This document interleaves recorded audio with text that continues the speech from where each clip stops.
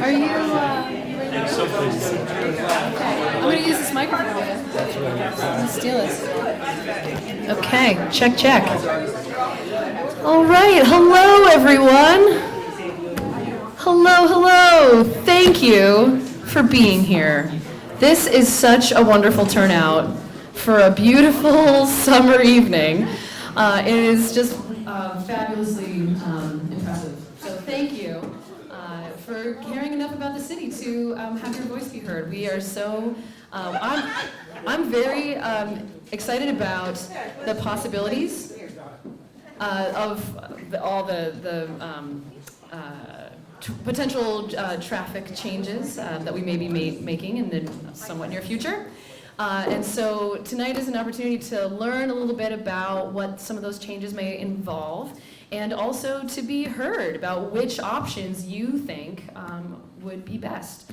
So I just want to frame up how this meeting is going to go. So I'm going to, in a few moments, turn things over to Sophie from Du Bois and King, who did this study for us.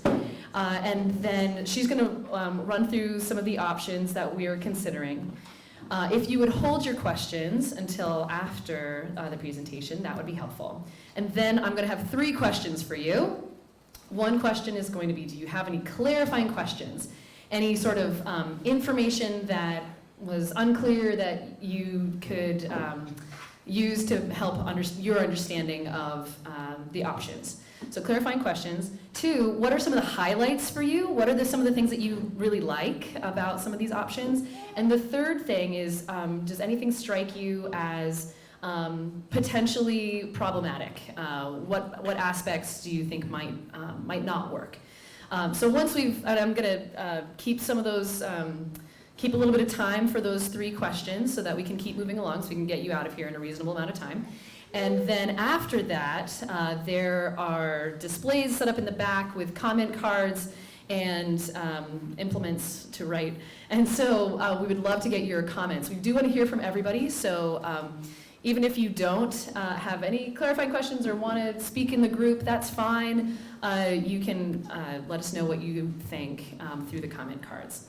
So again, thank you all for being here, and I'm so grateful to Du Bois and King for for leading us through this. So I'm going to turn it over to Sophie. Thank you so much.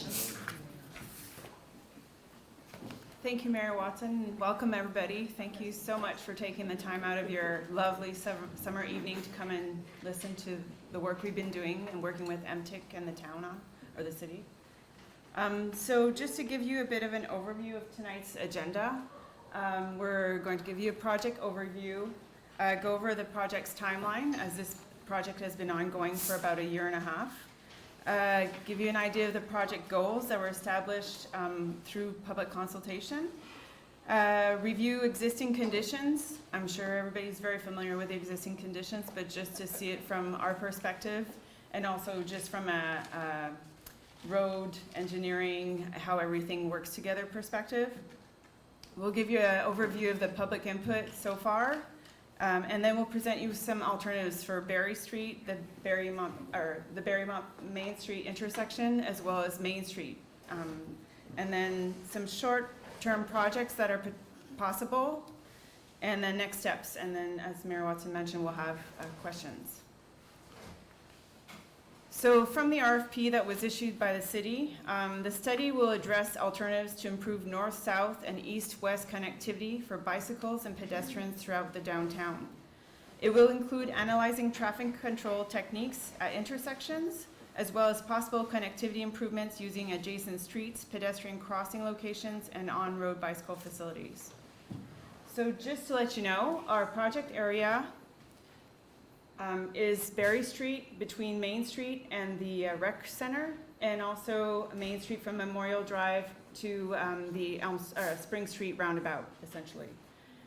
Although everything else is connected, evidently, it's like a spider web. You can't just pull one part of it out and then reconnect it. It doesn't work that way, but this is the main focus area. So we're very well aware that everything works together, and that's part of the kind of puzzle that we've been working on. So in terms of the project timeline, the project was kicked off in January 2018, and now we're down here to 2019. And here we are in the public input portion of the project, and we've been working on a final report with our existing conditions and the alternatives that we're presenting to you, and obviously the public input piece. So our project goals, it's to meet the needs of people walking, cycling, and driving in Montpelier by 4 different methods. First, we're looking at increasing the mobility of options for all ages and abilities. We're trying to fill the gaps of the existing pedestrian and bicycle network by connecting the bike path to downtown and within itself in downtown. We're trying to identify upgrades in safety to the existing pedestrian circulation networks and improving the efficiency of intersections within the project area to improve the flow, connectivity, and safety of vehicular traffic. So it's really about everybody, all the modes of transportation working together in a more effective way, but especially safety, and making options available for multimodal transportation. So with our changing demographics, young families, seniors, mobility challenges, what have you, let's make sure that there are facilities available so we have options, essentially, in Montpelier. So everybody's probably had a chance to drive around Montpelier at some point in time, and sometimes it can be efficient and flow, and then sometimes there are queues at the high peaks of the hours, usually before school starts or at the end of school during pickup, or when everybody's trying to get to work in the morning. And then walking in Montpelier can be very pleasant. We have good pedestrian facilities in terms of wide enough sidewalks, and we have tree canopies in some locations. We have amenities like benches and trash cans and lighting. Not necessarily enough of the lighting piece, but we do have facilities. And then there are the challenges of walking in Montpelier. Super long crosswalks in some locations, notably Main and School Street, where you're leaving the library and your car's on the other side of the road, or you want to go to the Uncommon Market, and the width of the crosswalk is very long and the visibility is challenging. And then of course we have the mid-block crosswalks, which for example, the one near Aubuchon's or near Three Penny, where you're coming out and you're next to cars that are parked, so it's hard for you to see the oncoming traffic as a pedestrian, and as a driver, you have a hard time seeing pedestrians. So there's challenges for everybody in those situations. And then there's the days where you just give up on the crosswalks and you decide to jaywalk willy-nilly anywhere, because the desire lines are there. There's a connection on the other side of the street, which is Shaw's, and you're coming from the other building or the bank, and you want to cross the street, and you don't want to have to do the whole three crossing situation. And everybody's done it at some point. It just causes circulation challenges, and it's a safety hazard. And then there's biking in Montpelier. Some people are confident to ride around their bikes anywhere in the city, anywhere in any city. I used to be one of those people. I rode in Toronto, in Phoenix. I didn't have a problem with it, but then I had kids. And then I started being one of these individuals who took to the sidewalks, or at least I put my kids on the sidewalk when they're learning to ride a bike in town. And I know this has been a hot topic on Front Porch Forum the past couple weeks. And honestly, I understand why people are riding on sidewalks, because I have a fear of the cars and as a motorist, I have a fear of the cyclists. So it's kind of a challenge on both sides. So in terms of the bicycle infrastructure in Montpelier, we have what exists. You see the darker lines or some kind of facility, whether that's sharrows, which is the markings on the ground that says motorists are supposed to share the street with cyclists, or we have bicycle paths or shared use path along the river. And then we have what people are riding. The Strida rides are documentations of confident riders that ride everywhere, and you can see in the next slide that there's a disconnect between the facilities that we have and where people who are confident riders are riding. Could you clarify a little bit? It's hard to see where those things are. Oh, the line, it's just the darker lines? For example, this is Elm, where there's a bike lane, and then you have the bike path, and then various other sharrows and other systems. So in terms of public input, we had our first public input engagement at Town Meeting Day in 2018, where we tabled outside the voting area. So we had quite a few people stop by and talk to us about the process. And this was only when we were at existing conditions. So we were only in the point of looking at what's there, what exists, what are the problems, and hearing what people thought were the problems from their perspective. And then we also, at the same time, had an online map where people could go in and provide comments via map if they weren't able to meet us on Town Meeting Day. And then we had an alternatives presentation in August last year to give preliminary information about where we were in the design process and the options that were being developed. We did a preliminary presentation to City Council in the spring. And then here we are today in July doing another alternatives presentation so that more people can have access to the process and also the options that we've developed. So in terms of public input during Town Meeting Day, which was collecting information about what works and what doesn't work in Montpelier. And these are the areas in red where there was public input. The red is it doesn't work, so you can see a bit of a concentration there, just a little bit. And then the areas that work, for example, the newly installed four-way stop at Elm and Spring Street, which everybody seems to appreciate, having been a good change. And then you have the predominantly red Main Street and the predominantly red Barre Street, which ironically is our project area. So in terms of hotspots during the public input, besides the map, we compiled comments and then saw what came to the top. And the first thing that came was Barre and Main Street intersection, which won't be surprising to residents of Montpelier.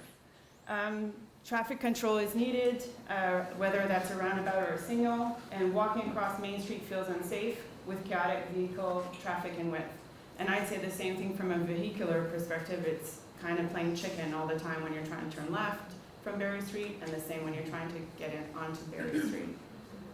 And then other comments on Barre Street, the sight lines from driveways, because they're blocked. You're blocked when you're driving, coming out of your driveway by the parked cars on the street.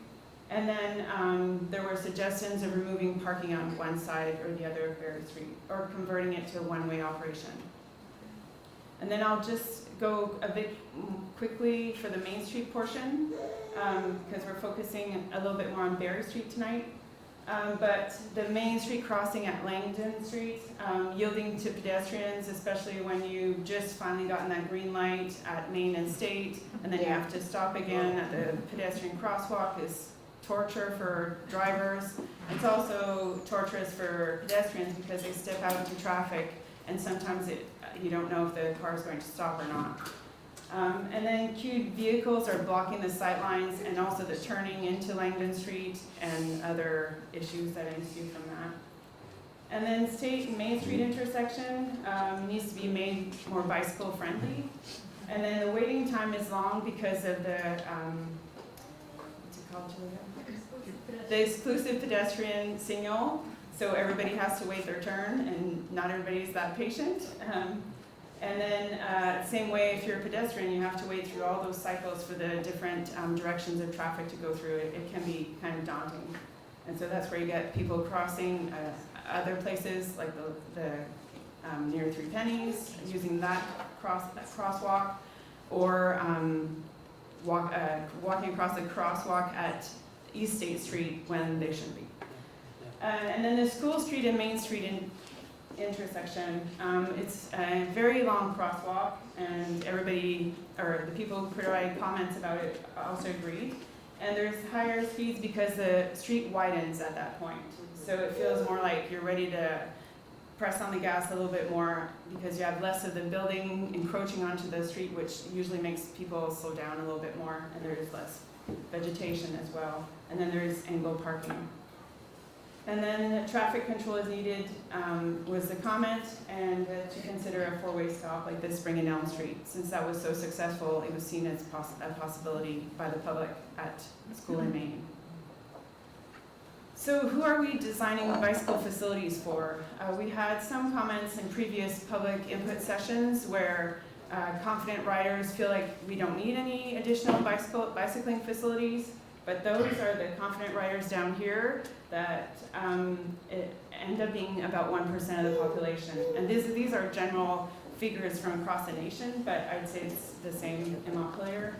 And then, so they can tolerate a lot more stress, which means they can tolerate cars backing up, possibly opening their doors when they're parallel parked. They can tolerate trucks going by them. They're okay, they're in their zone. And then you have the somewhat confident riders who are still, they're a bit, they have a little bit of unease when they're riding their bicycles, but they still take it on. And then we have the rest of the population, which is the 60%, ends up being about 60% of the population that won't ride downtown Montpelier. And it's because they won't tolerate the lower stress. The idea of getting hit by a car outweighs the benefit of riding a bicycle.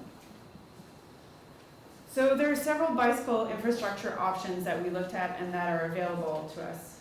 There's the shared lane marking, which are sharrows, which we have on State Street. We have shoulder bikeways, which are on Elm Street if you pass the bakery. And then there are bike lanes where there's a stripe line and then the bicycle symbol is there, and bicycles have a dedicated space on the road. However, there are other options. There are buffered bike lanes, which means there's a 2 to 3 foot protected zone between traffic and the bicycle, so that if ever there's debris in the bike lane, which is pretty consistent and often, or a catch basin that you're trying to avoid, you have a bit of space, but also it just gives you that extra buffer reassurance that between the two modes of transportation. And that we have on the Barre Montpelier Road. And then the other option is to actually put physical barriers in between this bike lane and the vehicular traffic, which could be, which could be planters, which could be bollards, which could be other physical barriers, which increases the feeling of safety even more and is safer. And then if you go even further, there's the possibility of having the bike facility elevated from the road but still next to the road and or shared with pedestrians. So it's different facilities and options. So back to the project. Barre Street, what is the focus of Barre Street? It's connecting the existing and the in construction, as everybody has surely seen on the other side of the road, the shared use path or bike path that's coming. Because you have the path that will end next to Shaw's, and then you have the path that starts again at the rec center and goes towards the co-op, and then there's another piece that's being built towards the golf course, but there's nothing in between that. So we need to have that connection for bicycle facilities. And then it's also about improving sightlines when people are leaving their driveways because of proximity of the parked cars. So one thing we took into consideration as we were looking at option and designing possible solutions to this issue was to remember where the alignment of the bike path ends next to Shaw's and where it is at the rec center. It's on the south side of Barre Street, so just keep that in mind. And then what's the focus of the Barre Street and Main Street intersection? Well, we've seen, and I'm sure most people in this room will agree, it's unsafe for all users, from pedestrians to cyclists to motorists, just because of the utter confusion that ensues when anybody's coming from more than one direction, essentially. And then we know that a traffic control is essential at that intersection. The question is what it is. Is it a roundabout? Is it traffic signals? Because obviously the stop sign is not effective. So the alternatives that we came up with were a shared use path, also called a side path because it's next to the road, it's more a technical term, with roundabouts or with signals, a buffer two-way bikeway, which means there's a space and something between the bike lane and the vehicular traffic, but is on the road level, and then there's buffered bike lanes. So the existing conditions from a plan perspective, we have the in construction shared use path, also known as the bike path, and then all the way to where Shaw's is, and then we have the rec center where the path is existing and then connects down. And then so you have this piece that does not have a bicycle facility. It does have sidewalks on both sides, but the sidewalks are also close to the parking. So walking is not the most pleasant experience on Barre Street, although at least we have sidewalks, and that they're at a good width. So Barre Street, our first option is a shared use path with a mini roundabout. And so here's the potential mini roundabout. And it would require a bit of right-of-way in some areas if it were installed, so that means easements, and also the challenges of relocating 6 catch basins. This comes into more of a cost perspective than and constructability. So you have the shared use path we talked about, and then the proposed on this side and this slide, the shared use path is on the north side, and it also has green buffers, which would allow a little bit of room for snow deposits during the winter, which I know becomes its own traffic calming measure on Barre Street. And then parking is removed on this side to be able to accommodate the shared use path. And then the parking is retained on the southern side. So looking at the roundabout, a mini roundabout, this one avoids the railroad from cutting through the middle of the roundabout, and you'll see why I'm saying it's avoiding cutting, because there's another option that cuts through the railroad track. And so it minimizes the need for easements, even though we would probably need some. It's not as challenging as getting one from the railway. This option is also part of transforming all the intersections along Main Street into roundabouts or mini roundabouts, and it results in the most improvement in terms of vehicular flow of traffic through the corridor. However, if you're looking at it from a pedestrian or a cyclist perspective, it would require 3 crossings of streets or minor roads to be able to connect the 2 parts of the shared use path or bike path. So you'd be crossing up here. If that becomes a road, that's to be debated. And then you'd be crossing Main Street, and then you'd be crossing Barre Street down here if it remained on the north side, which in terms of a mini roundabout or a roundabout would need to be on this crossing would need to be on this side because of the railway challenge here. So this is an example of a section of that road and how it would be if that were implemented. So you can see the shared use path here and the little buffer where some snow can be deposited. And then our second option for Barre Street is a shared use path with a signal. It addresses the challenges of circulation at Main and Barre Street. It fewer parking streets are impacted, and that's because we're showing the shared use path on the southern side of Barre Street. And it preserves the parking along the northern side, which means the senior center. It also means the church and also some residences on that side. And in terms of benefits, because we're adding in a traffic signal, we can have a crosswalk here so that this connection is possible straight down. So we're only crossing Main Street once. And that's what I'm showing here. And it's the same section, just the reverse side for Barre Street.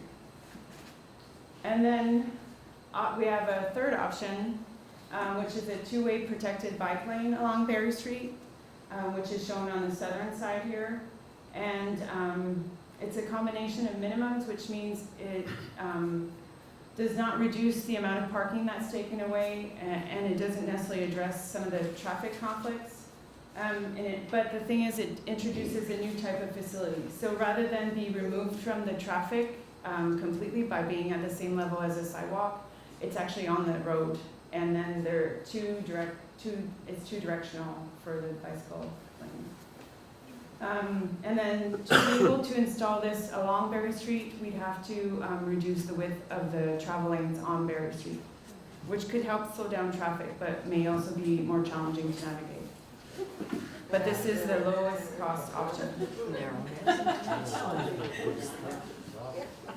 So this is what the section would look like if you were on the road walking your dog. So this is the protected piece, and then you can see the bicycle facilities I grade with the cars.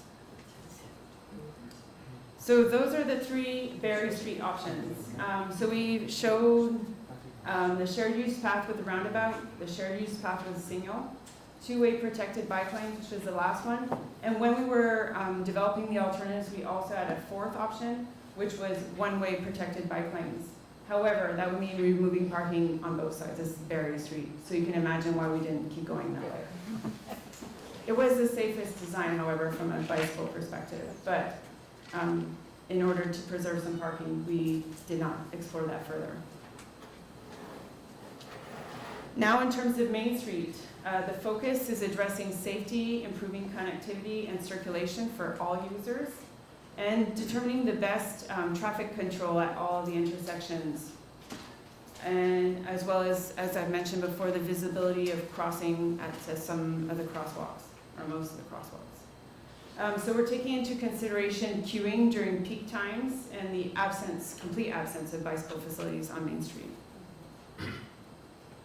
So the Main Street, State Street intersection, the focus is pedestrian safety and improving the level of service, which means how many cars can get through the intersection and everybody can circulate in a certain amount of time, right? And then we're taking into consideration that the intersection is not square, it's askew. So it's a challenging intersection to modify, especially because our building stock is historic, so we're not going to be suggesting removing buildings to go back. And the Main Street and School Street intersection, the focus is on pedestrian safety and increasing the visibility of oncoming traffic and for all modes of transportation. So one thing to take into consideration when thinking about this intersection is that per studies, it meets traffic signal warrant, but it does not meet an always stop warrant, which means stop signs would not work at the intersection, mainly because Main Street has way more traffic than School Street. So it would just make everybody go slower on Main, and that would just cause some uproar. And also, it does meet traffic signal warrants because of the volume of traffic and the numbers of pedestrians that cross the street. In terms of the Langdon Street Crosswalk, everybody knows crossing through queued traffic can be kind of treacherous, and then the queued vehicles also obscure the pedestrians trying to cross. And then you're blocking traffic all the time is how it feels like, I think, at that point. So in terms of the Main Street alternatives, we looked at singles with bike lanes, roundabouts with bike lanes, and a hybrid of roundabout and singles. That means a combination of some intersections would have roundabouts, others would get traffic signals if they don't already have them. And then the fourth option was developed during a different study, which was called Greening America's Capitals, and proposed a bikeway on Elm Street and did not have any bike facilities along Main Street at all. So I'm going to go through those. So this is the existing conditions. Everyone's familiar with them, I'm certain.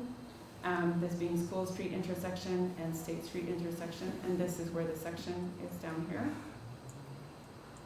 So the first option, singles with bike lanes, it's an opportunity to add raised pedestrian crossings at Main and State here. New crosswalk on the south leg of Main and Barre. Thank you, Julia. And then the Langdon St Crosswalk is moved 80 feet north to align with Hazen Place. So there would be more space for cars to get into that position on Main Street when you're traveling north. And then reduce the number of the stop and go kind of situation. And at Barre and Main Street, we're looking at a new single and a new single at School and Main. So this is what the cross section would look like with bike lanes at grade on one side. One is protected, as you can see here, and one is not. That's just due to space constraints. And then the second option is looking at roundabouts with protected lanes. So you can see there's roundabouts at every intersection. And we're removing, because there's roundabouts, you can remove the left lane. So there's more space in terms of the width of the road to work with. So you can add the protected bike lane. And then there's an idea of a raised pedestrian crossing at Langdon Street, which continues onto becoming a pedestrian street. And then, but the challenge, here's the benefit. One of the main benefits of this option, it reduces the length of crosswalks because you have the little islands in the roundabout where you can stop and then cross the next section.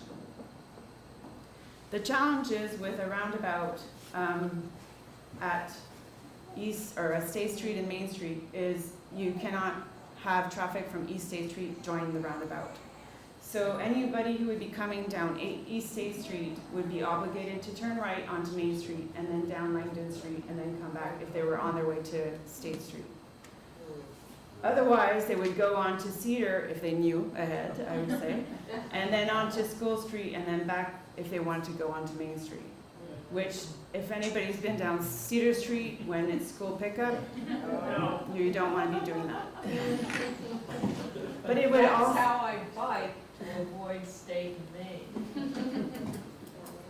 Well, and these are what we anticipate the traffic flow what would happen in this area, but it's just good to know what to anticipate in that. So this would be the section with the roundabouts with protected bike lanes. So you can see there's a raised planter or other structure in between the bike lane on both sides of the road.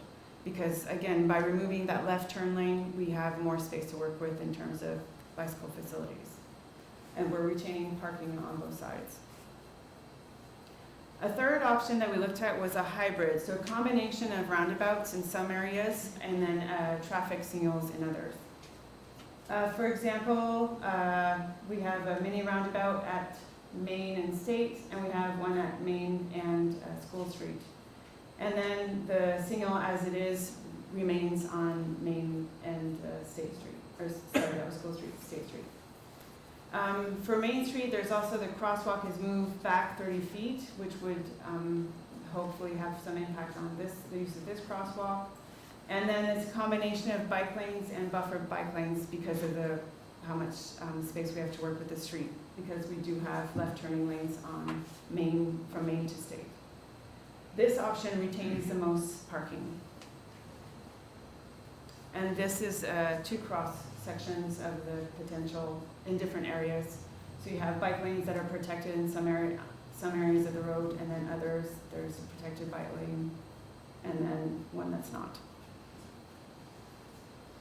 In terms of the Langdon Street Crosswalk, some options to consider is that, well, evidently there's a strong desire line between city center and the Main Street retail block.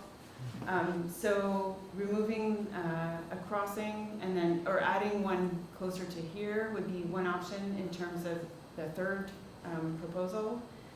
Adding a raised crosswalk at Langdon Street here, which was also in one of them, and then relocate the crosswalk further away from the signal to Hazen Place, which would give more cars the chance to get through the light before they have to stop for pedestrian, which may reduce some frustration. And then the fourth option, which is based on Greening America's Capital, which was work that was done prior to us, looked at adding roundabouts at State and Main, and then a roundabout at Main and Barre Street. This is what I was talking about earlier, where the railway would cross through the roundabout, which would be very challenging.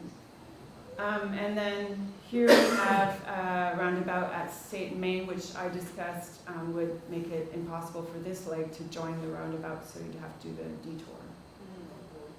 Yes. And in this proposal, there were no bicycle facilities provided at all on Main Street. There was a possibility of bicycle facilities on Elm Street. So that's the section. So we briefly discussed the roundabout at Main and State, which would prohibit the left turning. As you can see, there would be one of those islands resting for crossing, and then you'd have to turn left. And that's that again. I'm sorry, I'm repeating myself. So it would increase volumes of traffic on Langdon Street, and then left turns onto State Street, which you know can be difficult from Elm already. And then turning right onto Main Street would be another option besides Cedar. And then, so part of this option, as I mentioned, would be having a bike route along Elm Street. So Elm Street would become one way from School Street to State Street. And then on-street parking would be removed from one side of the road to be able to accommodate bicycle facilities and the one-way situation. So for this example of Elm Street, the level of service impact would be as illustrated. So we have traffic coming both ways from school to court, and then one way this way. So if you were going to try and find your way from Elm Street, you'd be going down to Main, onto Langdon, then onto Elm Street, or going down to the roundabout, which would add more traffic onto Main Street. So here are some pros and cons of the Main Street options, the singles, the roundabouts, hybrid, and the Greening America's Capital. In terms of the singles, all singles throughout the corridor, it has the least amount of change to the curb lines of the road, which means it's less cost. And but to add in the bicycle facilities would have a greater reduction of parking, and then there's not necessarily an improvement to the traffic flow, and then there are more lanes to cross as a pedestrian at Barre if we did the triangular option. In terms of the roundabout, it has the most improvement to vehicular traffic flow. It preserves more parking, and it reduces the lanes for pedestrians crossing Main onto Barre. But it's more expensive. There may be some impacts to the right-of-way in terms of needing an easement, which adds to the cost. And then there's an inconvenient diversion of traffic if you're doing the roundabout at Main and State Street. And then bicycles would have to mix with pedestrians or with traffic at roundabouts, which is an important thing to note. Because we have a compact downtown, there's not enough room to add in a bicycle lane going around the roundabout, which would be an option, a place where you've got to start from scratch. So technically a bicyclist would either have to get on the sidewalk at that point of the roundabout and mix with the pedestrians, or would have to mix with the traffic, which can be challenging. And then you're not meeting necessarily the 60% who would bike through downtown. And then we have the hybrid, which was a mix of singles and roundabouts, mini roundabouts. It has a more affordable cost than doing roundabouts throughout. It reduces lanes for pedestrians crossing and preserves some parking. But there might be some peak hour traffic backups through Barre and Main roundabout, or if there wasn't a roundabout, it would also not necessarily improve the traffic flow. And then the Greening America's Capital pros, it preserves the most parking because there aren't any bicycle facilities along Main. And it makes, you could have a lot more features along Main Street because you could address street furnishings and that kind of thing. But it also has a high cost. Again, as I mentioned, there's no bicycle facilities along Main. There are inconvenient diversions either on Elm Street because of the one-way bicycle facility, one-way street, I should say, and then the diversion from East State and Main Street. So in terms of the parking, here's a quick summary of the different options. We're here for existing, no bicycle facilities. The Green America's Capital, and this on Main Street. Total parking. No bicycle facilities on Main Street, and then M1, which was the traffic signals, M2, which was roundabouts, and then 3, which was a mix of the two. And this just illustrates the space dedicated to vehicles in general downtown. So roundabouts versus singles has been an ongoing conversation within the steering committee and the town and us. And there are concerns on both sides for either or option, but keep in mind that the whole system works together. Like I mentioned, it's like a spider web. You can't just think of one roundabout or one intersection on its own. It really affects everything else. It's like a domino. So some of our concerns about roundabouts is that you'd have to, as I mentioned, either share traffic with pedestrians or with traffic when you get to a roundabout. The traffic diversions that we've talked about, the encroachment onto the railroad, whether that's a mini roundabout cutting one of the railroad cutting one of the legs of the roundabout, or going straight through in the Greening America's Capital option. The cues from signals in the hybrid could lock up the roundabout. And then the roundabout requires walkers to divert from a straight path. So when you're approaching a road, usually the crosswalk hopefully is in line with the other side of the road. But with roundabouts, because of the way it works, you would kind of go off your intended path. And roundabouts are known to be challenging for individuals who are visually impaired or have challenges with visibility, because you don't have the squeaking, you don't have everybody's stopping at some point, so that there could be that safe crossing. So it's something to consider when thinking of roundabouts. And then in terms of signals, there's been a conversation about adaptive signal controls, which means all the signals would talk to each other so that when there's a higher peak, more cars could flow through. But of course, as someone mentioned at the last public input session, technology only works when it works, so there's always that. And then pedestrian phases, they just increase everybody's wait time, so it's one thing to think about. So why think about protected bike lanes? They're best practices for providing low stress options for people who might not necessarily bike in a downtown situation. And it looks a response to the goals of the Montpelier in Motion report, which was also done before our time, and the Complete Streets Plan. It takes advantage of people it brings in people on bikes to enjoy downtown, but also connect them also to the Central Vermont bike path, which is getting longer and longer every day, which is awesome. What do they look like? When they're raised, they are next to the sidewalk. Usually the furnishings, also called trees or benches, are in between the two.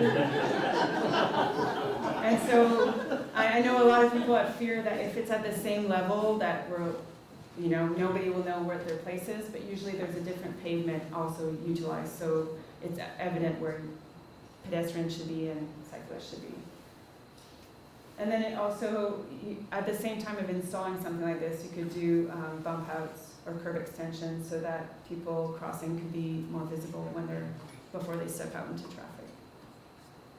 So in terms of the protected bike lanes, sidewalk widths remain the same or they're widened in some cases, as you can see comparing the sections. We're not talking about taking away bicycle or pedestrian facilities or encroaching on them. We're just trying to ameliorate another facility. So in terms of short-term projects in our project area, restriping Main and Barre Streets within the existing curves to provide bicycle lanes would be one first step of something that could be done. And then building curb extensions at all the crosswalks that are problematic currently would be another step that could be done in the short term, even if it's just with temporary bulb outs, which is being done in Bethel right now. The second year in a row that they've done that, kind of testing it out and filling it out and getting a sense and getting feedback from people. And then, just so you know, there's a lot of push these days for a rapid implementation strategy, which means trying something in the short term and for less money so that you can test it, get people's feedback again, and get some momentum going. So these are other examples of things that have been done: a demonstration project, a pop-up bike lane for a weekend or a month. And then you have other curb extensions here you see just used with paint and some box planters. Some interim designs just to try things out with paint again, and then or moving towards a permanent installation. And then quick build has been happening a lot in Burlington and other places close by or further away in Brazil. For example, there's a quick build with a delineator post here of a bike lane in Burlington, and also that kind of curb extension with paint on the ground. So this is at grade with the road. It's just paint and then some higher planters, very visible. And then here, a mini roundabout in Sao Paulo, Brazil, to try it out with paint, just with paint. So short-term projects, I mentioned some of that, and then I think the mini roundabout option at school and Main would be another idea for rapid implementation, like seeing where I did in Sao Paulo, Brazil, trying it out with paint. So just for the short-term cost estimates, this is what we're looking at for those kinds of quick ideas, quick build. So that's kind of an overview of all the alternatives, and our next step is next week. I'll be repeating myself in Kellogg Hubbard Library, so if you missed any parts, you're more than welcome to come back or send your neighbors. And then we'll have a final presentation to City Council, hopefully before the fall, and then a final report submitted at the same time. Sure. All right,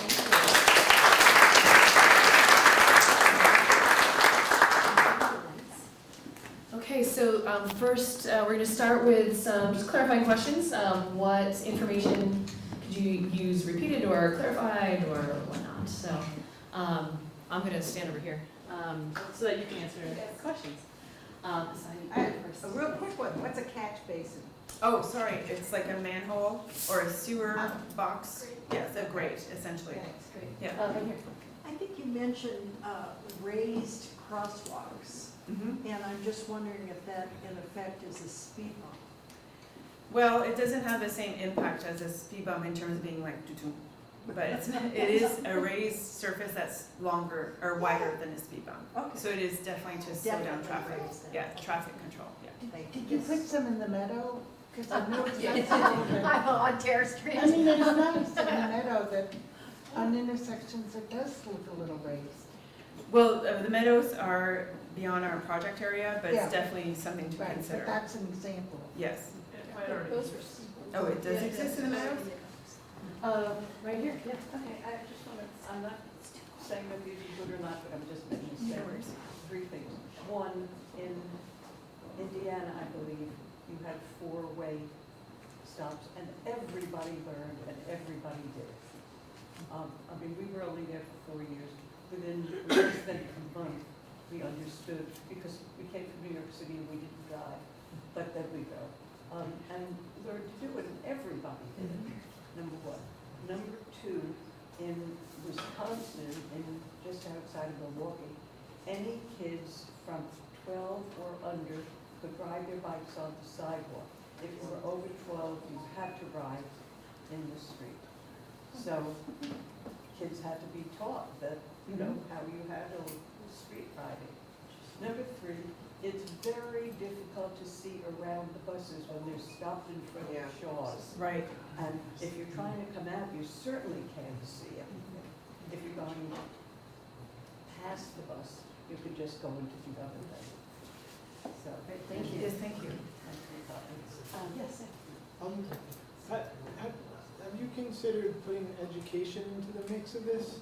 As a cyclist who doesn't own a car and hasn't since 2003 and drove around way bigger cities than Montpelier for years, the education that I gave myself or that other people gave me in defensive cycling has made me feel very safe. So when I heard about the need, the discussion of the Main Street portion of this, I asked myself why. Because it feels very safe for me to navigate that. Yeah, it's slower, but I don't mind that. But it's such a short stretch.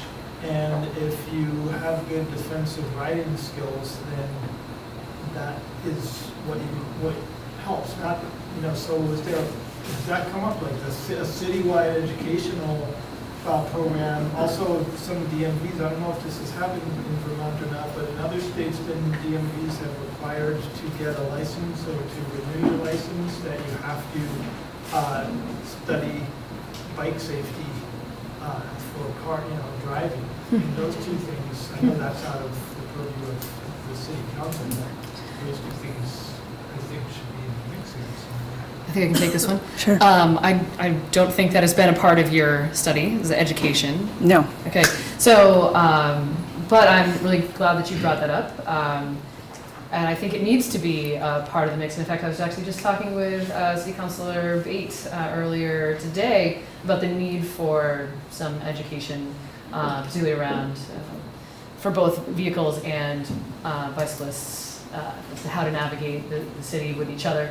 And that we might enlist the help of some other local organizations to do that. Yeah. So, but thank you for bringing that up. That's a really good point. Yeah, do you know the League of American Bicyclists has programs for that they offer around the country where people will come out and offer that? Cool. Well, let's talk after. That's great. Super. Thank you. Yeah, back there and then here. Yeah. So I'm just concerned about the removing of parking on Barre Street right near the intersection of Barre Main and how that will ripple up Barre Street. Because it seems to me the upper part by Kismay, like during the winter months, especially with dual side parking, if you live up there, it is a nightmare.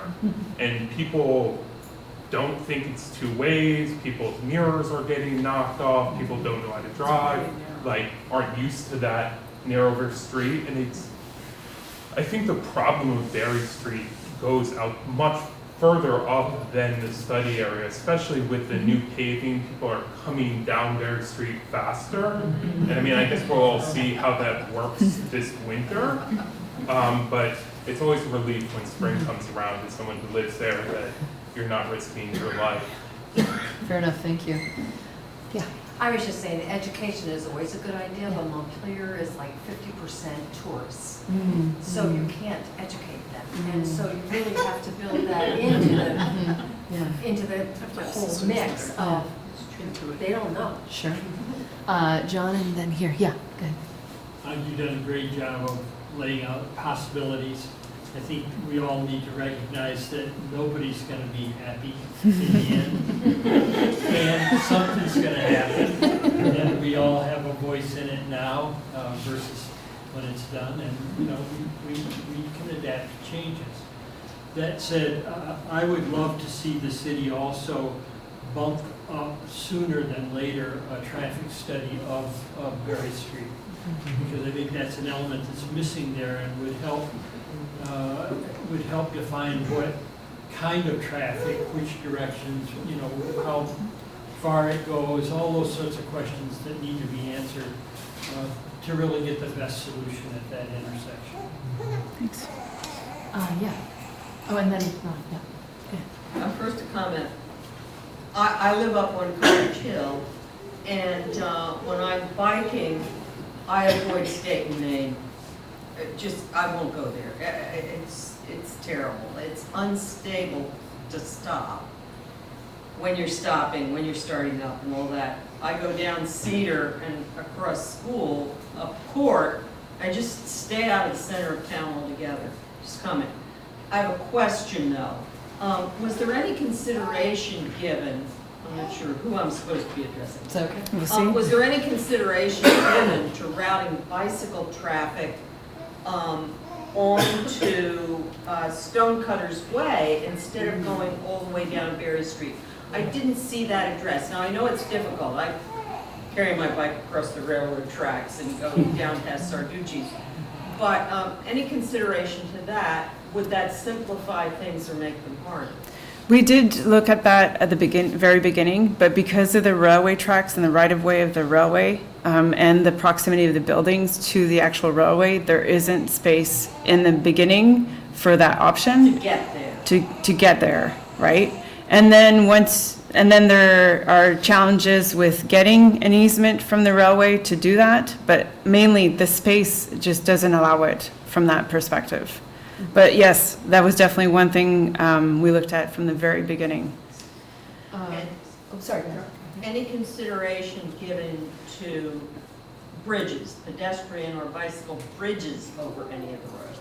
We did not look at bridges. It's usually cost prohibitive. Oh, really? Okay, Ron, and then over here. Yeah, I have two questions. Number one, for me as a cyclist, the roundabouts are very confusing because you don't know at which intersection the cars that are right behind you will cross. There is one exception, and that's between River Street, just before you get onto the Barre Montpelier Road, where they have crossings, designated crossings for bicyclists. So that's something that, in my opinion, you might keep in mind. The other thing is that you pass so quickly for me the last picture of the costs. I wonder if you could go back there. Oh. I only saw, could perceive one or see one. Oh, yes, it's just for the short-term options in terms of quick build. Right. Yes. That I understood. Could but you it's- read those? Oh, yes. So Barre Street for protected bike lanes, just to put paint on the ground essentially, is about $50,000. These are high-level estimates. And then the school Main Street intersection of doing similar paint for a mini roundabout with quick build materials is about $30,000. Thank you. You're welcome. In the M3 hybrid option, does it make a material difference if you consider a roundabout at Main Memorial Drive in addition to the other roundabouts there? Because this option had that as a signal still. What if that were also a roundabout like in the M2 option? Julia? I would just say that the main state intersection is like a real pinch point for getting through downtown. So like sometimes traffic backs up even through Main and Memorial. So the traffic control there is not necessarily dictating what's happening downtown. Right, but I mean, does it affect the operation of Mini Barre if Mini Memorial is also a roundabout? Or is there any reason not to have that roundabout in that option? The biggest reason to me to not have Would you stand up, please? Come here, Julia. You can could come also here. use the Come here. Well, the biggest reason at Main and Memorial is the constructability. Like, that's one of the highest traffic volume areas in all of Montpelier. Be a big construction project, really expensive, a lot of truck traffic. And I think the biggest traffic congestion piece at Main and Barre is really northbound. So it's having to stop at State and Main after going through Main and Barre and Main and Memorial. My question is because in the roundabout option you had all of them as roundabouts, including the Main and Memorial. Yeah. But in the hybrid you left Main and Memorial as a signal, and I was just wondering what the rationale was. That a cost rationale or something else to leave that as a signal in that option? Yeah, I mean, I think it's cost and Flow of traffic. Yeah. another option. I mean, that's not off the table, but we just figured because of the challenges of building that roundabout at Main Memorial would be tough. My understanding is that intersection's nearly non-functional already. Yeah. That the only possible improvement is a roundabout. Yeah. Which one are you, where? Which Main and one? Memorial. Oh. The only And there was a study previously done of. Yeah, I've seen that from 2007. That's the first one, it's city times. City times. Yeah, right, so if you have a thought, feel free to raise your hand. Who's got a thought? Scott, here first, go ahead. Okay, I've got a couple of comments. First of all, with the bump outs, I had a very bad experience one night going past the middle school where you've got that parking area, which has got 2 bump outs. Well, they're not painted, and I hit the one coming down into town, and that wasn't particularly good. That's number one. So if you're going to have bump outs, you're going to have something up there that's visible to motorists, particularly when the town has low parking or snow or anything like that. The question of traffic signals. If you're going to put a traffic signal at the end of Barre Street, I would strongly recommend that it was controlled by the same controller that runs State and Main. That's probably possible to do.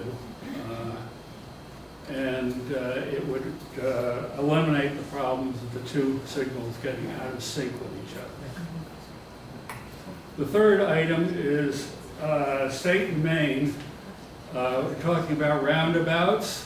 What if you made an oval there instead of a roundabout? And that way East State Street could still become part of that, that traffic pattern. In the beginning of our study, we really looked at every option, like a kind of peanut shape, an oval, and a big issue with that is there's a lot of people that turn left onto State Street from Main Street, so that turn would be really difficult and pretty much impossible for trucks because they would be doing the oval and the, you know. Well, it would have the same, presumably have the same radius as the circle. No. Well, no, you just make the round ends of the oval the same size as the radius of the circle. But it'd be like kind of a U-turn, you know? Yeah. Instead of turning. Yeah, but so is a circle, basically. You'd have to see it on paper, it wouldn't work. Make it a Mobius. Well, let's have a picture for you. We did look at it. We can continue that. Yeah, the other thing is later. your route from East State Street into either State Street or left onto Main Street. Funneling all that traffic through the end of Elm Street would be a total disaster because that's just about as busy as Main Street is. And you're asking people to make either a left turn on a very backed up section of Elm Street with nothing but a stop sign there. And speaking of visibility, that's terrible on that corner. Absolutely. All right, are there comments from people who haven't gotten to speak yet? Let's see, there and then there. So we'll just go in order. So here and then there. And then, okay, great, super. So I am very much in favor of the roundabout at Barre and Main. I'm not so sure about the rest of it. Okay, thank you. Yeah. I'm not in favor of the roundabouts. Number one, you'll take all the parking out right in front of our businesses all up and down the street. It's a laundromat. People have to carry their laundry in, so being someone that pays taxes for that space, you probably would like us to stay open versus closing our doors. Because if they can't carry their laundry to us, we might as well close our doors. It seems like the stop signals would work great if you sync them up, but also if you sync them up with the crosswalks. Having lived in Montpelier my whole life, it made no sense to make it through a light just to stop when a pedestrian just feels like they want to cross the road. Cities all usually sync up their crosswalks. So when everything's green, everybody stops. When everything's red, everybody goes. I think that would flow your traffic through from the bridge all the way to the end to the roundabout. You wouldn't need to do the roundabouts. It just has to be synced. And people can wait. Thank you. Sorry. Oh, Sarah, go ahead. Yeah, because we've got a couple comments about syncing traffic controllers and traffic signals. The city is looking at, with the all-signal option, the adaptive signal control that was mentioned. And really what that is each signal, each intersection talks to each other. and it anticipates what's going to happen down the line. So it'll say, boy, I've got X amount of cars coming in this direction, talks the next signal down and says, okay, well, I'm gonna let these people go before they get to the, really, what we've seen is reduced stops and delays by about 30% on similar corridors. So that is part of the all signal option. But is that control of crosswalks as well? Yes. Okay, good. And just so you can introduce yourself. Oh, sorry, Corey Line with Public Works. Great, super. Can Corey add to that? Sorry? About the adaptive lights? Would you explain more about how the flow changes though? Instead of being always the green, red? Yeah, so there is some training for people who use the intersection. So right now we are stopped at an intersection and we know they're gonna go and then we know they're gonna go and then I'm gonna go. It does not work like that. It can go, they're gonna go, then I'm gonna go, and then they're gonna go. So people gotta pay attention at those types of intersections. Interesting. Just because I called on some people, I'm going to go Eve and then Peter and then over here. Oh, and then here. Yeah, it's great.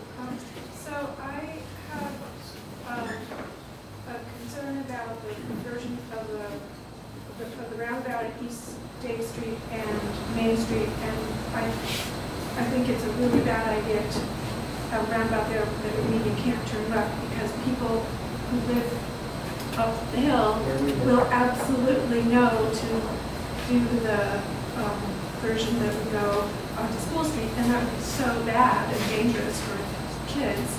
And then I think in that same version with the roundabout and the rerouting of cars that in order to get over to Elm Street, you have them going on Langdon Street, but then you also had another version that would make Langdon Street a pedestrian way at some point, so that precludes it. So I think that roundabout at Main and State has so many problems, it just shouldn't even be a consideration anymore. Thank you. Thank you. I got a couple of questions. I'll start with a few. Actually, comments too. So on Main and State, the signals, there is no bike lights crossing. So the bikes cross the cars. Technically? Technically, at this point. I mean, we're not there at that point of detail yet, but that's always a possibility. I also want to mention that the traffic lights don't change if there's a bike waiting in front of a red light. And that's something you should address. If there's no car behind you, the light will turn green. I think the biggest issue with the roundabout on Barre and Main is that we put the bike path on the north, which adds just more crossings and is unsafe. I think for that reason alone, it's not a good option. And then a question, I wonder if you looked into making some section of Barre Street a one-way to reduce the route traffic. Yeah, we did, and the impacts of, like we're talking about not being able to turn left at State and Main. Having Barre Street one way, like the circulation impacts for traffic is even worse. Because whichever direction it goes, you're really limiting access for neighborhoods and into downtown and out of downtown. Affecting the level of service, essentially. Make it worse. Over here, yeah. My question sort of relates to that, about the left-hand turn from Main Street onto Barre Street. And where Main Street and East State Street are, you can turn left onto East State Street and there's no signal for turning left. So would a signal system at Main and Barre involve a left-hand signal? So because I find that to be those two places to be two of the most dangerous places. Like turning onto Barre Street, I've been almost hit several times by people in the lane next to me, also turning onto Barre Street, or oncoming traffic, and that dynamic. So, yeah, or being blocked and not being able to turn. So, with the signal system, does that include left hand? Yeah, I mean, like Sophie said, we're not at that level of detail, but definitely for both lefts, off of Barre Street and onto Barre Street, I would imagine there'd be like a protected phase where only people turning left are going. For sure. And I believe we looked at a left-hand turn at Main and State when you're going south instead of the right-hand turn lane, which Oh, yes. So that if you're coming from Elm Street on Main towards State Street and you want to turn onto East State, maybe changing that to a left-hand turn rather than. Because right now it's on the right. It's a right-hand turn, yes. And, yeah, oh, I'm sorry, I skipped you. Yeah, right here and then there. Okay. I really do like the idea of signals at intersections instead of traffic circles, largely because of what happens at night and lower visibility. I mean, I think one of the things to keep in mind is aging drivers who don't see as well at night but are still out there. Yep. And pedestrians like me who can't see them. So a traffic light, people understand even if they're from elsewhere, and it means that traffic stops. Right. So I feel much safer. I don't cross at Barre Street and Main at night. I walk to State Street because my motto is better safe than flat. I just think that messing with traffic circles is very cool during the daytime, but I won't do them at night because I'm really vulnerable. Sure. Good point, thank you. Right here. I was in the middle of a raging incident the other day at the lights of where you come down Northfield Street on Memorial Drive. And what happens is that when the light turns green for those who are traveling and going into Maine, there's a red light for people traveling east and west, but those people who want to take a right-hand turn onto Main Street just keep going, which means that those who want to get into Main Street from Northfield Street can't get in. So then it just holds up traffic everywhere, and then people start, I mean, the other night I thought, oh my God, what have I gotten myself into? And, thankfully, nobody got hurt, but it could have turned into, if somebody was really angry, it could have turned into something ugly. Right. And I guess I just would like to see something done there where I know you want to turn right when when you have a red light, but really it's our turn to go. So I don't know what we do with something like that. So before I call on people for a second time, is there anyone who hasn't spoken yet that would like to, So I have a motto too, and mine is drivers drive and pedestrians shop. So I really love our downtown to thrive. So the more we can do to make it easy and safe for pedestrians, the better. So I was wondering about the laundromat, how those plans would impact on the laundromat, and in terms of people being able to get out of their cars and carry their stuff, because that's a drag. So I just made me wonder. I saw a mini roundabout in Middlebury, but I really don't know the difference between a roundabout and a mini roundabout, and I love this idea of maybe a paint thing just to try it to see, but is there enough room there, and all those questions.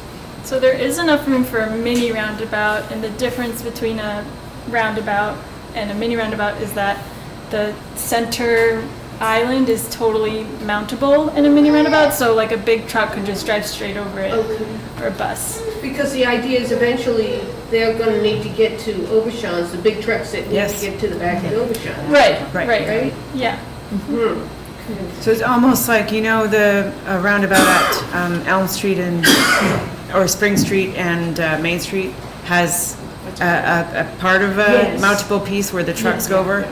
That idea. There were so many people that had issues with that, and now it's like, I love it. I ride my bike through it, and it's, the traffic flows, and it's safe, and I'm sorry you don't like them, Ron, but I do. No, it's important to know that the traffic volumes on Spring and Upper Main Street are a lot lower. Right, for sure. Yeah. For sure, yeah. I just didn't know how to make it. Anyone else who hasn't spoken yet? Okay, here, go ahead.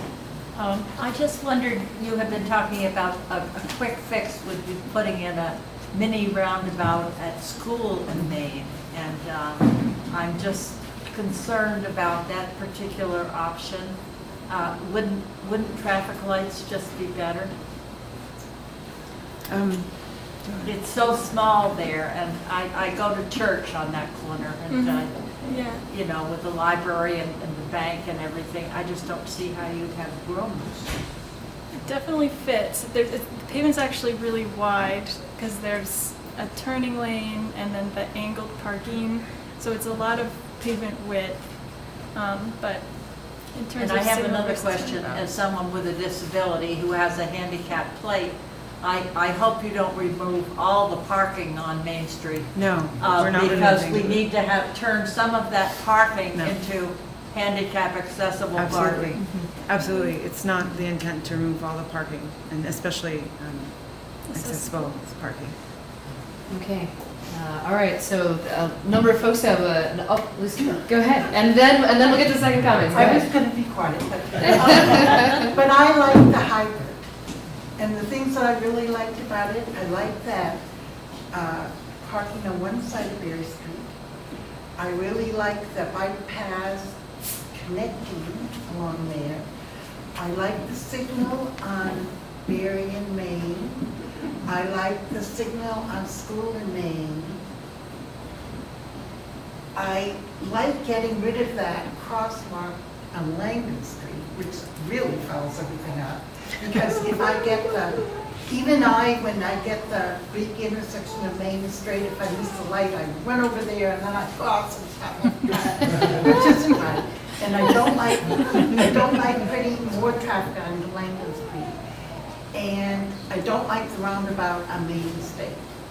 So anyway, I like the hybrid. So I'm going to take some second comments from folks and then see if there's any additional comments people want to highlight something that they really liked. And then I want to make sure that we leave enough time for you to leave written comments. I'm going to sneeze. But we have one more first time comment back here. Yeah, go ahead. So I would support the roundabouts, mostly because I think they slow down traffic in town, which I think is more important for pedestrian and cyclist safety. With lights, people can just zoom right through them when they have green lights, where every roundabout, you have to slow down to actually get through it. So that would improve conditions for all pedestrians and cyclists, and I think that's something important for calming the traffic in our town. Also, the signals might, like you said, have more capacity, but if we look at our traffic patterns, it's mostly at very specific times of day. So building excess capacity for those, maybe an hour total for the whole day, when a roundabout would suffice for 90% of the rest of the day, would be a better solution, and it also is slower for the cars. Okay, so I'm going to just go right down the row here. So we're going to start here and then there. Okay, yeah. Okay, adaptive signal control. If you have true adaptive signal control, you're not going to be able to coordinate your traffic lights in any particular line. Because in order to coordinate your traffic lights, the time between light changes has to be figured out and programmed into the controllers. And I think adaptive signal time is kind of a step above coordinated signals because. Yeah, but if they're not coordinated. But they are more than coordinated. They're coordinated and they're talking to each other. Morristown, New Jersey, we had a bunch of signals in there that were controlled by master controllers. Mm-hmm. And they were supposed to select a optimum program from about 6 programs with 2 different cycles. Mm-hmm. They never got off the ground as far as, while I was there, they never really worked that way. They were just time-of-day signals. But they were supposed to add time or subtract time by choosing these different programs, day plans, or, day plans. Yeah, and with adaptive signal timing, there's actually detectors installed at each signal to These had monitor. detectors installed at each But signal. not just in the ground. No, these were switched to visual, like TVs. Oh, cameras. Well, let's keep talking about that. Yeah, because that will also solve the bicycle problem. Yeah. Okay. If you're sitting in the lane, in the program path of this camera, then the bicycle, the camera will detect you, send a signal to the controller, and tell it there's somebody waiting for the light to change. Yeah, fair enough. Thank you. Sure. Yeah. I'm against having the traffic circle at Barre and Main, particularly because, well, first of all, we had very little discussion about pedestrians, not that I am one, but okay. It was all about bikes and cars, but, you know, what about pedestrians? What made me think of was the picture in, I think it was in Brazil, where they're coming off a roundabout and coming down the street, and somebody was walking across the street. Now, if you're coming off a route, if you're coming south on Main Street and want to get onto Barre, you have to go around the roundabout. Then you get onto Barre, but what about people who are trying to cross Barre Street? The cars aren't going to stop or slow down when they come off the roundabout. So I think that's a problem. Thank you. Stan, and then there. First of all, I want to say this last time, I want to thank you all for this great work that you're doing. Thanks. And I know that it's hard because it's not an ideal solution. And some feedback, some other feedback I want to offer is, I think it's crucial not to, cars need to be able to continue to go onto State Street from East State and also from Main, because all the businesses are there. And I'm sure you know that they're going to all be really upset if you make that happen, and rightfully so. I'm a cyclist, but I care about the businesses more than I care about myself as a cyclist in that situation, because if the businesses are hurting, then there's less reason for me to be riding downtown to them. And then one other piece is, I have gotten into head-on collisions in two-way bike lanes. Bicyclists are very dangerous. And they're just like drivers. They don't know what they're doing, and they're on their cell phones texting, and they're listening to their music, and they're zoned out. So please don't make a two-way bike lane. It's a very dangerous thing to have. Thank you. Here and then, okay. And then I want to make sure that we get to the comments. So, or the written comments rather. Yeah, go ahead. Okay, I think we've had a lot of different methods that we've seen that work. I think Main and State Street works. Not with the pedestrian crosswalk at Langdon, but it works for everybody. And the roundabout up at Court near the middle school, obviously nobody wanted it to go in there, but it works. We'd love one at the bottom of Bailey Avenue. But, you know, you learn, you live and learn. Nobody wanted the four-way stop sign on Elm. It works. You know, they've stopped blowing up about it. It works. And so, you know, I would hate to see street light, street light, street light all the way through, because I see congestion with that. I see movement with roundabouts. I hear Fred, and I understand that piece of the puzzle as far as doing the roundabout, but to me the roundabout is aesthetically pleasing. It slows traffic. It just allows movement. You know, we need to figure out how to keep the bike path in its path and the straightaway rather than jigsawing it around. But you know, you had a picture of putting a sculpture in the middle of the roundabout, the whole thing. What a beautiful way to enter our city. I mean, it just is so aesthetically pleasing. But to look at the street light on Memorial Drive and another one at Ferry and another one at State just doesn't cut it for me. But figuring out how to get the bike path to come through, and if it means infringing on the railroad path, then we need to talk to them. All right, I'm going to go Fred, and then there, and then Constantinos, and then Peter, and then John, you get the last word. This lady made a good comment about pedestrians and roundabouts. Cars do not stop now. Even on Barre Street, we have that nice flashing yellow light, and people don't stop. What are they going to have if you got a roundabout? Nobody's stopping. So, pedestrian safety is very important. Thank you. Yeah. I'm just excited for something. Yay! Right now, I'm in charge of Barre Street, and I avoid driving to town, and sometimes I avoid walking to town, and I don't ride my bike anywhere near town. So anything would be an improvement, particularly at the Barre Street. I'm talking specifically about the Barre Street Main Street intersection, so thank you. Yeah. I also, from thinking from a climate perspective, I think we should probably be disincentivizing people from driving downtown, so that would be something like increasing the cost of parking or removing some parking spaces, especially public transit will be becoming more robust in the near future at some point, and the advent of electric bikes, that should be something that people should do more of, so there's less cars in our downtown, so you have more people downtown and less, inert hunks of metal taking up valuable space on our streets. So I think we should be thinking in terms of more of the future, and this is one of our opportunities where we can build the future city that we want to live in the future, and not thinking about today and yesterday. Tomorrow doesn't have to look like today. Thank you for that comment. I'm going to adapt to climate change. I want to just say roundabouts are also really hard for kids. They work for adult bicyclists, kind of, but kids have a really hard time, especially if they lag behind you.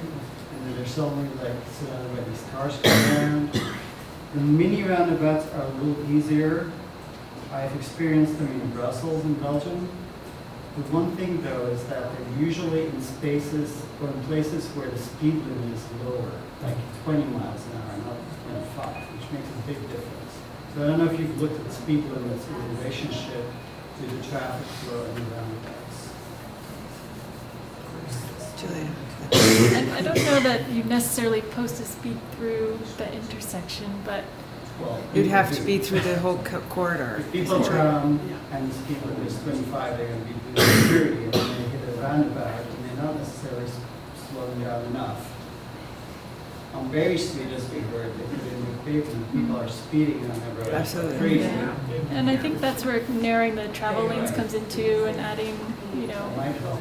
But I think if we could look at lowering the speed limit around the roundabout, that might be a good. And then I had a question about the quick project you mentioned, putting the protected bike path in would be just 50,000. It'd be great to do it around the time trails get finished. That's the because we'll idea. see more traffic. I was wondering how it would work before there's a signal or a roundabout. Like, is that an issue or no? it's an issue, yeah. But do you think you could still try it out even with that? Would you, as part of the 50,000, would you be putting in the crossings? That doesn't include a signal. But a That would crosswalk. include crosswalks? It could, maybe with another beacon. Another RFB, or move the RFB. Flashing beacon. Are we talking at the intersection of State, or Main and? Barre. Right. Yes. Yeah. Yeah. Right. And I agree that you made bike lanes are dangerous, but it's better than the bike lane, so. Yes. Okay, thank you. And John, and then we're gonna switch gears. There are two intersections that get blocked by traffic. Sometimes it's related to the pedestrians crossing at Langdon Street, but more than anything, it's just traffic backed up. And so people can't turn, if they're going north on Main, they can't turn left onto Langdon. So that plugs up the State and Main intersection. Same thing happens when people are going south on Main and want to turn onto Barre Street, and that gets plugged up. Or East State. Or East State. And it would be a place where you could, it's not perfect, but you could put, keep clear markings on the pavement very inexpensively and educate people, and I think it would make a big difference. Thank you. Yeah, thank you. Well, and thank you everyone for sticking it out here and for your comments, your thoughts. I've found this very helpful. And we definitely want to hear from everybody, and just to reinforce things that if you did say something, to reinforce that, or if you didn't get a chance to say something or didn't want to speak in the group, that's perfectly fine. We'd invite you to write your thoughts on a comment card in the back, or if you want to go examine some of the diagrams a little more closely, they're back there. So please take some time to do that, and we're also here to answer your further questions. So thank you again for coming out tonight.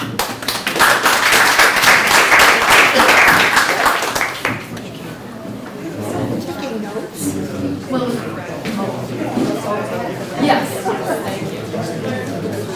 One question about congratulations. Oh, thank you. Yeah. No, yeah. Well, yeah.